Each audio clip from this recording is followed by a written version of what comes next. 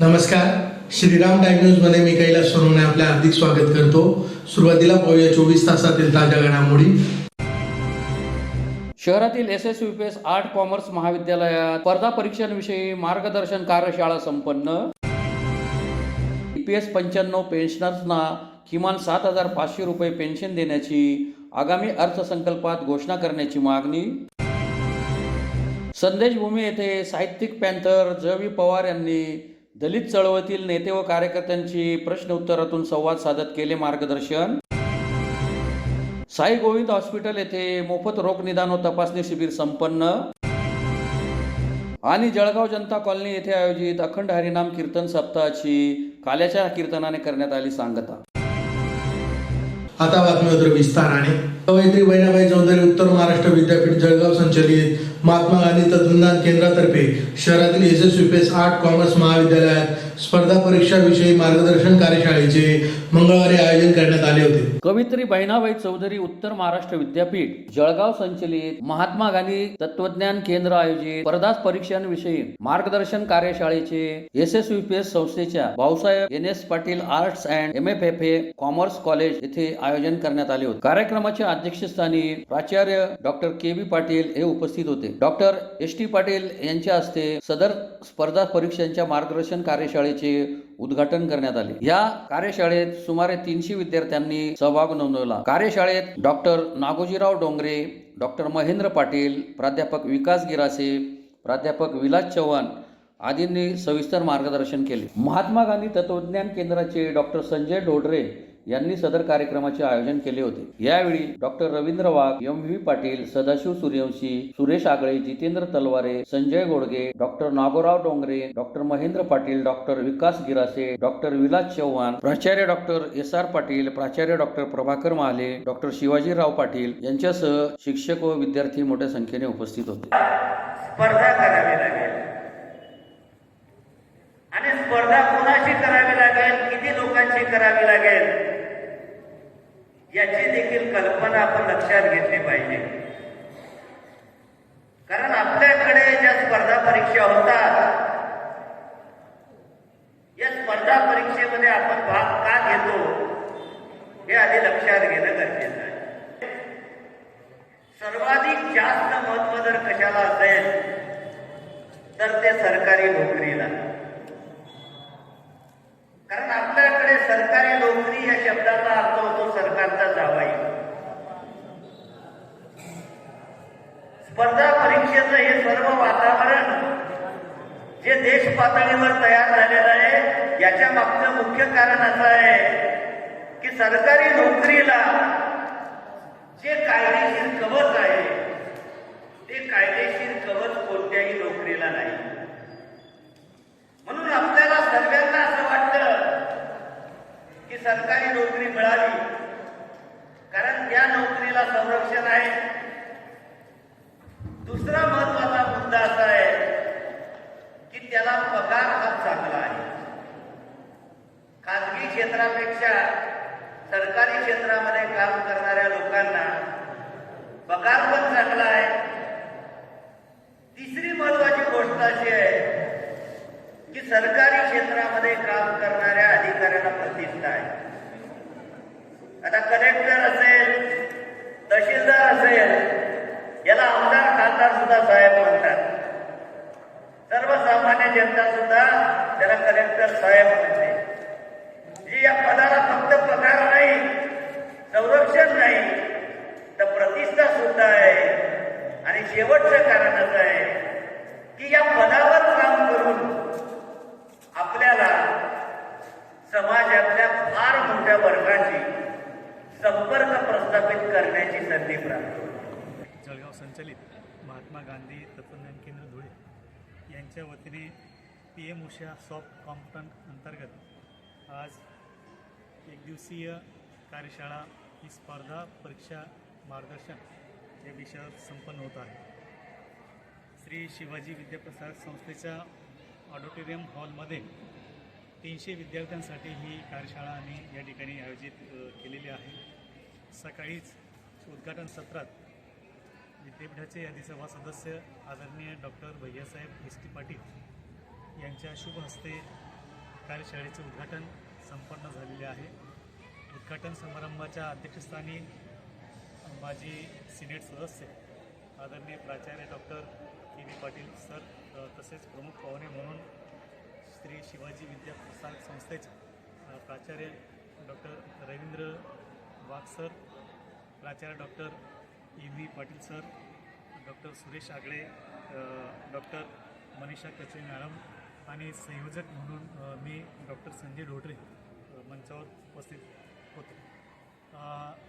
स्पर्धा परीक्षेच्या विषयी आपल्या खानदेशातील धुळे, जळगाव, नंदुरबार या विद्यापीठ परिक्षेत्रातील महाविद्यालयीन विद्यार्थ्यांमध्ये अद्याप तेवढी जागृती नाही.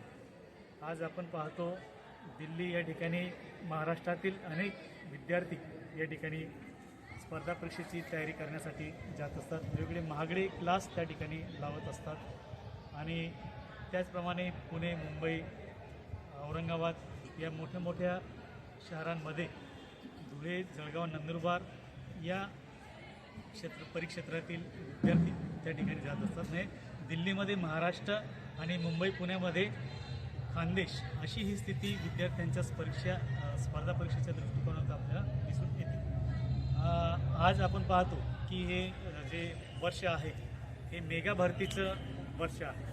जवळपास 75,000 नोकऱ्या सरकारच्या वतीने या ठिकाणी दिल्या जाणार आहेत आणि या स्पर्धा परीक्षेच्या दृष्टीने विद्यार्थ्यांची तयारी व्हावी, त्यांच्यामध्ये तो अवेअरनेस यावा, जागृती निर्माण व्हावी, अधिक सक्षम पद्धतीने स्पर्धा परीक्षेला विद्यार्थी कसे सामोरे जातील या दृष्टिकोनातून विद्यापीठाचे मान्य कुलगुरू महोदय, कुलगुरू महोदय, कुलसचिव महोदय विद्यार्थ्यांच्या प्रति सकारात्मक दृष्टिकोन ठेवून अशा प्रकारच्या कार्यशाळा या ठिकाणी आयोजित करीत असतात. EPS 95 पेन्शन असणार किमान 7,500 रुपये पेन्शन देण्याची आगामी अर्थसंकल्पात घोषणा करावी या मागणीसाठी EPS 95 राष्ट्रीय संघर्ष समितीतर्फे खासदार डॉक्टर शोभा बच्चाव यांच्या निवासस्थानासमोर निदर्शने करून त्यांच्या मार्फत केंद्रीय श्रम व रोजगार मंत्री यांना निवेदन देण्यात आले. 28 जानेवारी 2026 पासून सुरू होणाऱ्या आगामी अर्थसंकल्पाच्या सत्रात EPS 95 पेन्शनर्सना कमीत कमी 7,500 रुपये पेन्शन देण्याची घोषणा करावी या मागणीसाठी EPS 95 राष्ट्रीय संघर्ष समितीतर्फे खासदार डॉक्टर शोभा बच्चाव यांच्या निवासस्थानासमोर निदर्शने करून खासदार डॉक्टर शोभा बच्चाव यांच्या मार्फत केंद्रीय श्रम व रोजगार मंत्री यांना निवेदन देण्यात आले. निवेदनात म्हटले आहे की राज्यसभेतील याचिका आणि कोश्यारी समितीच्या शिफारसी सन 2013 मध्ये संसदेच्या समक्ष स्वीकारण्यात आल्या नाही. श्रम आणि रोजगार मंत्रालयाने संसदेत चुकीची माहिती दिल्यामुळे आजपर्यंत त्यावर कोणताही तोडगा निघालेला नाही.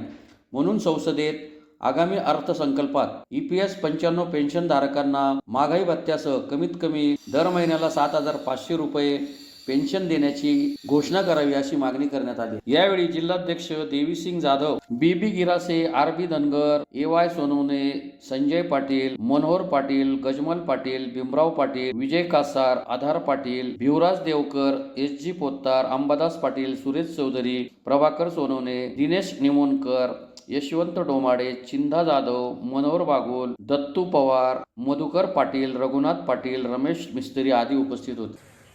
माननीय धुळे लोकसभेच्या खासदार शोभाताई बच्चाव यांना मी निवेदन दिलेलं आहे. केंद्रीय बजेट सादर होण्यापूर्वी या आमच्या मागण्याचा पुनरुच्चार या संसदेमध्ये व्हावा हा खरा आजचा उद्देश आहे. गेल्या अनेक वर्षापासून जे देशातील 187 उद्योग आहेत या उद्योगातील कर्मचाऱ्यांना अतिशय न्यूनतम पेन्शन म्हणजे 1,000 ते 3,000च्या आत पेन्शन मिळते. आज एक महागाई वाढलेली आहे. 1,000च्या ह्याच्यामध्ये पती आणि पत्नी सेवानिवृत्तीचं उदरनिर्वाह कसा होईल हा मोठा प्रश्न आहे. सरकार एकीकडे गुन्ह्याच्या घोषणा करतायत, परंतु EPS 95च्या बाबत हा जो कामगार आहे या कामगाराची वर्गणी कपात झालेली आहे आणि त्या वर्गणीच्या माध्यमातून आम्हाला हक्क प्राप्त होतो की आम्हाला पेन्शन द्या. परंतु सरकार एकीकडे वारेमाप लूट करीत आहेत आणि EPS 95च्या बाबत ज्या कामगारांनी या देशाला 35-36 वर्ष सेवा दिली, हा देश सुजलाम सुफलाम झाला, हरित क्रांती झाली आणि आज त्या कामगाराची अवस्था अतिशय वाईट आहे. आणि म्हणून 187 उद्योगातील जे कामगार आहेत आज देशामध्ये 70 ते 80 लाख कामगार आहेत. या कामगारांचा हा मोठा प्रश्न ऐरणीवर आहे. तरी येत्या अर्थसंकल्पीय अधिवेशनामध्ये हा मुद्दा माननीय खासदार शोभाताई बच्छाव यांनी तो लावून धरावा आणि या EPS 95च्या 87 लाख कर्मचाऱ्यांना त्याचा फायदा व्हावा ही एक मुख्य आमची मागणी आहे आणि त्या माध्यमातून आम्ही निवेदन सादर केले. तरी 12 फेब्रुवारीच्या संपामध्ये या देशातील आणि धुळे जिल्ह्यातील लाखो कामगार सहभागी होतील असंही आम्ही निर्धार केलेला आहे. चे राष्ट्रीय अध्यक्ष कमांडर अशोक राऊत साहेब यांच्या नेतृत्वाखाली गेले 10 वर्ष या पेन्शनधारकांना न्याय मिळावा व आम्ही सतत संघर्ष करतोय. असं कुठलंही आंदोलन नाही की असं कुठल्याही आंदोलनाचा प्रकार नाही जो आम्ही केलेला नाही. बुलढाण्याला आमच्या संघटनेच्या मुख्यालयाला गेले 7 वर्षापासून दररोजचं साखळी उपोषण सुरू आहे. आंतरराष्ट्रीय स्तरावर ज्येष्ठ नागरिकांचं सगळ्यात मोठं आंदोलन म्हणून राष्ट्रीय संघर्ष समितीचं हे आंदोलन आहे. दररोजचं निवेदन माननीय कलेक्टर साहेबांमार्फत पोचतं आहे तरी देखील ह्या सरकारला जाग येत नाही. आता पोपटरावांनी जे काही सांगितलं की सरकार वारेमाप लोटवतं आहे, म्हणजे घरची मुलं जी आहेत ती उघडी आणि शेजारणीला लुगडी घेण्याचा या सरकारचा प्रकार आहे. लाडक्या बहिणींना तुम्ही जरूर गोंजारा, कारण तुम्हाला सगळं मतांचा जोगवा आहे तो तुम्ही जरूर मागा. पण ज्यांनी या देशाला समृद्ध करण्यासाठी संपूर्ण आयुष्य बहाल केलं, रक्ताचं पाणी केलं, यांना कॉन्ट्रीब्युशन देत असताना यांना तुम्ही पेन्शन देत नाही किंवा त्याच्यामध्ये वाढ करत नाही. असंख्य प्रयत्न झाले, त्याच्यातून आपल्याला EPFOने लेखी देखील उत्तर दिले तरी देखील ब्युरोक्रेसीमुळे संसदेमध्ये निगेटिव्ह उत्तर देण्यात येतं, प्रत्यक्षात ते पॉझिटिव्ह आहे आणि त्याचा सगळी चीरफाड करून आजचे निवेदन आपण मनसुख मांडवियाजी यांच्या नावाने आणि तेही भविष्य निधीच्या देशभरातील सर्व कार्यालयांकडून दिल्लीला रवाना होईल. गृहमंत्री अमित शाह, अर्थमंत्री निर्मला सीतारामनजी, मांडवियाजी आणि मोदी साहेब यांनाही आपण एक हक देतोय की या संसदेमध्ये तुम्ही आमच्या या वृद्धांना कमीत कमी आर्थिक मागणी म्हणून 8 ते 10 हजार इतकं पेन्शन दर महिन्याला मिळेल याची व्यवस्था करा.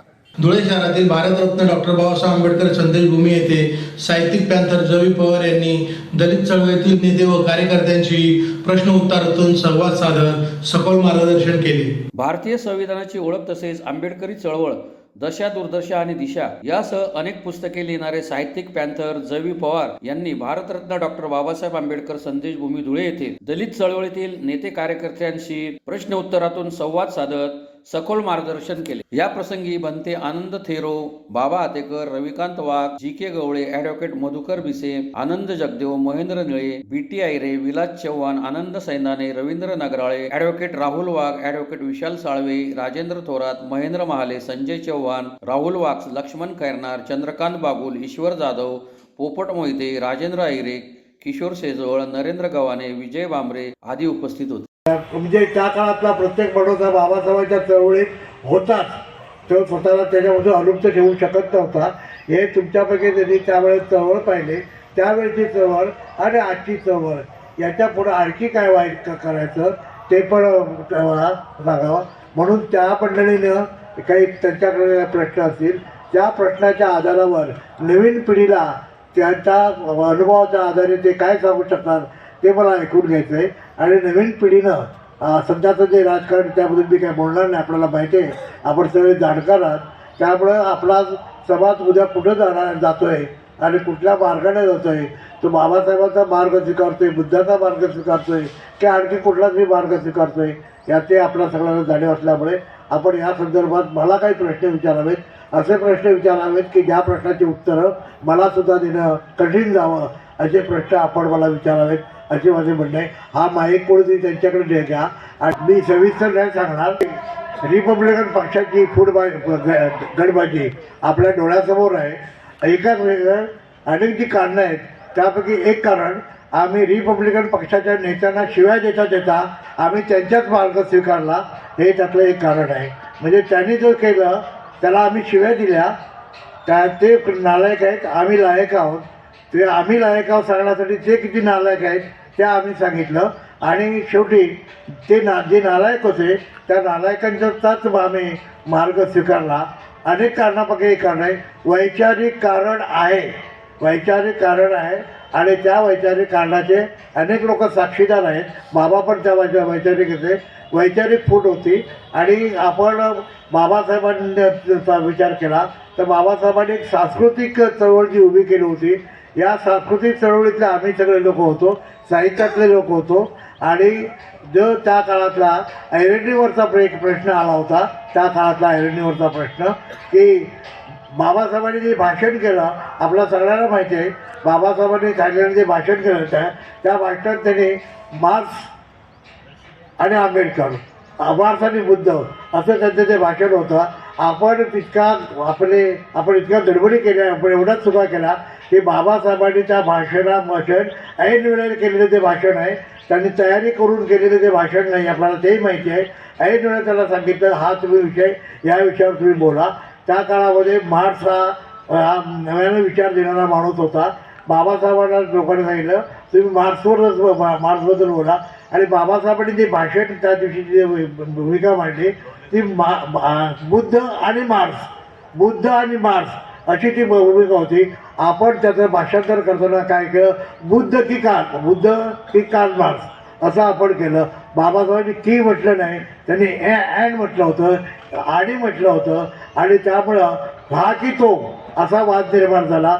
आणि आपल्यातल्या कित्येक काही लोक त्या काळामध्ये एक मार्क्सिस्टच्या बाजूला गेले आणि बाबासाहेबांनी प्रश्न विचारला आहे की म्हटलं आहे असं त्यांना वाटलं आणि म्हणून ते कीच्या मागे गेले. आणि त्या काळामध्ये त्या समाजामध्ये अशी दुपडी झाली होती की आता बुद्ध स्वीकारायचा, बुद्ध म्हणजे बाबासाहेब, बुद्ध म्हटलं की तुम्हाला सगळं त्याच्यामध्ये आलं.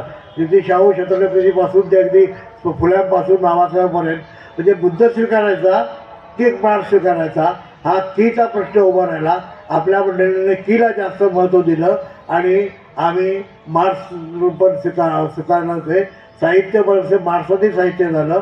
आणि हा जो वाद होता त्या वादाच्या असली आम्ही बाबासाहेबांच्या आणि या शब्दाच्या बरोबर राहिलो. आणि बुद्ध आणि कार्ल मार्क्सला या देशातली माहिती नव्हती, या मातीमध्ये किती जाती तर पूर्ण काढले ती त्याला माहिती नव्हती. त्याला आम्ही क्षमा केली बुवा, तुला या मातीतलं माहीत नाही, त्यामुळे तू जर तुला जे जाणीव आहे त्याची आर्थिकची त्या आर्थिकच्यावरून देखील आम्ही सगळ्यात जास्त जर पुढे झाले असेल ज्यांच्याकडे काही नाही असे लोक असेल तर ते आम्ही आहोत. आणि म्हणून आम्ही या जातीच्या बरोबर आम्ही आर्थिक याच्यासाठी देखील आम्ही लढे उभा राखू. पण त्यासाठी आधी एका शत्रूला कमी त्याला महत्त्व कमी द्यायचं होतं. आम्ही त्या काळामध्ये मार्क्सला थोडं कमी लेखलं, आंबेडकरांना म्हणजे बुद्धाच्या विचाराला आम्ही जास्त महत्त्व दिलं आणि त्याच्यामध्ये दुपडी झाली. वैचारिक दुपडी करण्यासाठी तत्कालीन काँग्रेस पक्ष, तत्कालीन कम्युनिस्ट पक्ष, सगळे कम्युनिस्ट पक्षाचे 4-5 गट होते, ते सगळे गट आणि काँग्रेस पक्ष यांनी काही ना काही करून आम्हाला त्रास देण्याचा प्रयत्न केला आणि आमच्या तरुणाला मार्क्सवादी बनवण्याचा प्रयत्न केला. त्या काळात जे आपल्याला पाहायचे असेल, बाबांना माहिती आहे बरेचसे तरुण त्यावेळेला मार्क्सवादी विचाराचे झाले होते. त्याला बाबासाहेबांच्या विचाराकडे आणण्याचा आम्ही प्रयत्न केला. आणि अभिमानानं सांगतो की आम्ही त्या काळामध्ये जो लढा केला त्या लढ्यामुळे आम्ही या देशामध्ये बाबासाहेब नष्ट करण्यासाठी ज्या ज्या प्रवृत्त्या पुढं आल्या होत्या त्या सगळ्यांशी आम्ही लढा केला. आणि बाबासाहेबांना आम्ही कायमचं या देशाचं महत्त्व कसं राहील यासाठी प्रयत्न केला. बाबासाहेब काही प्रमाणात का होईना त्यांचा विचार या मातीमध्ये रुजवण्याचा प्रयत्न केला.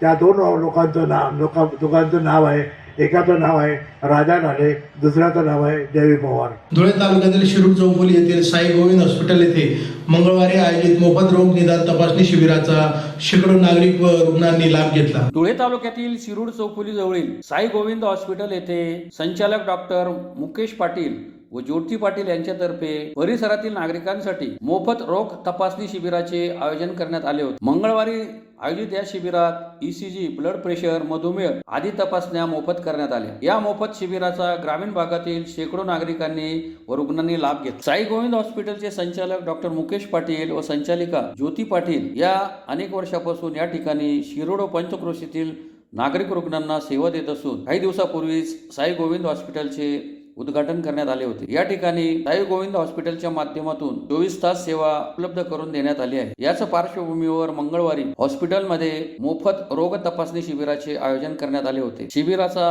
शेकडो रुग्णांनी लाभ घेतला। नमस्कार, मी डॉक्टर मुकेश पाटील, माझ्या अर्धांगिनी डॉक्टर ज्योती पाटील। आमचं श्री साई गोविंद हॉस्पिटल शिरूर चौपोली इथे आहे, विंचूर चौपोली इथे आहे। तर आमचं आज दिनांक 20 जानेवारी रोजी आम्ही लोकांना एक असा विचार केला की फ्री उपलब्ध सेवा देऊन आजच्या आम्ही शिबिर ठेवलं आहे, जेणेकरून गोरगरिबांना एखाद्याला MIचा प्रॉब्लेम असेल, एखाद्याला BPचा प्रॉब्लेम असेल, एखाद्याला शुगरचा प्रॉब्लेम असेल, अशी याच्याकरता आम्ही आज फ्री चेकअप ठेवला आहे। त्याच्यामध्ये ECG सुविधा, ब्लड शुगर सुविधा, लॅब सुविधा या फ्री दिल्या जातात, जेणेकरून म्हाताऱ्या माणसांना एखाद्याला काही त्रास असेल तो इथं कळून येईल, शुगर असेल डिटेक्ट झाले तर त्याची ट्रीटमेंट केली जाईल। आमच्या इथं आता डॉक्टर साधारणतः 24 तास अवेलेबल असतात। डॉक्टर रोहित कुवर आहेत जे MBBS आहेत, डॉक्टर विजय बाविस्कर सर आहेत ते पण कंटिन्यू अवेलेबल आहेत। तुम्ही केव्हा येऊन ट्रीटमेंट घेऊ शकतात, पण आजच्या दिवसाचा तुम्ही आनंद घेऊ शकतात व सेवेचा उपभोग घेऊ शकतात। मी डॉक्टर ज्योती पाटील आणि डॉक्टर मुकेश पाटील सर, आम्ही दोघेजण हॉस्पिटलचे ओनर आहेत, पण आम्ही हॉस्पिटल चालवण्यासाठी डॉक्टर रोहित कुवर नाशिकहून आलेले आहेत आणि डॉक्टर विजय बाविस्कर सर हे 24 तास सेवा देत आहे। हॉस्पिटल नियमित वेळेत रोज चालू आहे, पण आज स्पेशली शिबिर ठेवण्याचं कारण असं की लोकांना हॉस्पिटल कळायला पाहिजे की हॉस्पिटल खूप जोरात चालू आहे वगैरे, खूप गर्दी राहते, 24 तास सेवा चालू आहे इथं। 24 तास सेवेमध्ये सर्व अवेलेबल आहे।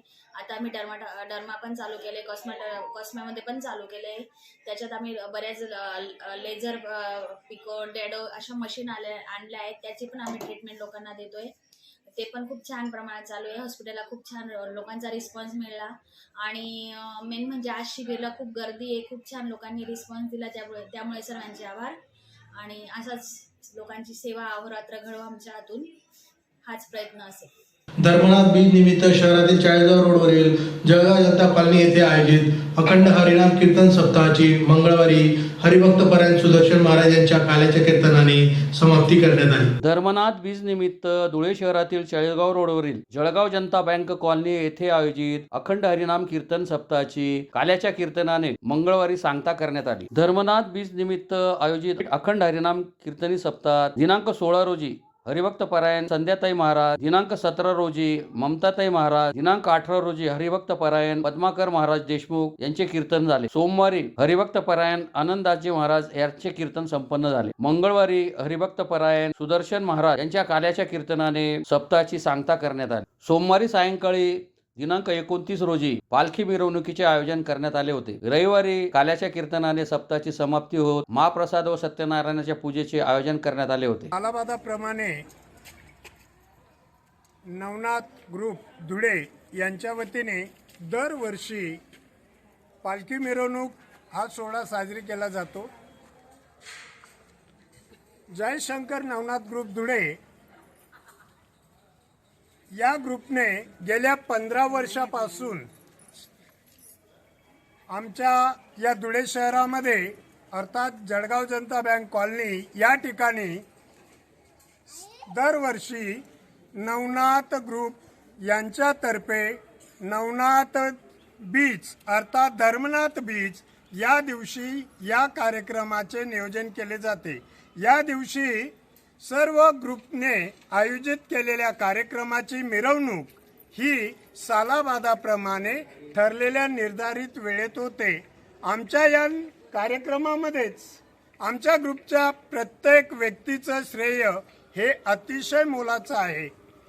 त्यातल्या त्यात परिसराची साथ आम्हाला सर्वात उत्तम मिळत असते आणि म्हणून आमच्या या कार्यक्रमाला या धर्मनाथ बीज निमित्ताने आम्ही आयोजित केलेल्या या कार्यक्रमाला अतिशय रंग हा येत असतो आणि कुठल्याही प्रकारचा आम्हाला व्यत्यय न येता आम्हाला सर्व प्रकारच्या शासकीय यंत्रणा असतील, खाजगी यंत्रणा असतील किंवा सहकार्य करणारे परिसरातील काही नगरसेवक असतील, आमदार असतील, सर्व मान्यवर मंडळी आम्हाला अगदी आनंदाने मनोभावे ही मदत करत असते आणि त्यामुळे आमचा हा कार्यक्रम अतिशय रंगात साजरी होत असतो. जय शंकर, नमो आदेश, नमो आदेश. मिरवणूक ही जळगाव जनता बँक कॉलनी या परिसरातून म्हणजे सिद्धेश्वर गणेश मंदिर या ठिकाणाहून आम्ही पालखी मिरवणूक काढत असतो. ही मिरवणूक साधारणतः इथून निघून ती सप्तशृंगी नगर, 100 फुटी रोड या मार्गाने फिरत फिरत ती पुन्हा पवन नगर या परिसरातून ती पुढे मिरजकर नगर, 40गाव रोड आणि या राजवाडा बँक वगैरे परिसर, अग्रवाल नगरचा काही भाग अशी ही मिरवणूक आमची निघत असते आणि ती फिरून परत आपल्या 40गाव रोडच्या पोलीस स्टेशनच्या रस्त्याने पुन्हा मूळच ठिकाणी येत असते. पुन्हा एक नजर ठळक घडामोडींवर. शहरातील SSUPS आर्ट कॉमर्स महाविद्यालयात स्पर्धा परीक्षांविषयी मार्गदर्शन कार्यशाळा संपन्न. EPS 95 पेन्शनर्सना किमान 7,500 रुपये पेन्शन देण्याची आगामी अर्थसंकल्पात घोषणा करण्याची मागणी. संदेशभूमी येथे साहित्यिक पॅन्थर जवी पवार यांनी दलित चळवळीतील नेते व कार्यकर्त्यांची प्रश्न उत्तरातून संवाद साधत केले मार्गदर्शन. साई गोविंद हॉस्पिटल येथे मोफत रोग निदान व तपासणी शिबिर संपन्न. आणि जळगाव जनता कॉलनी येथे आयोजित अखंड हरिनाम कीर्तन सप्ताहाची काल्याच्या कीर्तनाने करण्यात आली सांगता. याचबरोबर श्रीराम टाइम न्यूजच्या बातमीपत्र संपले. दिवसभरातील ताज्या घडामोडींसाठी पाहत राहा श्रीराम टाइम न्यूज. भेटूया पुढील प्रसारणात. तोपर्यंत नमस्कार.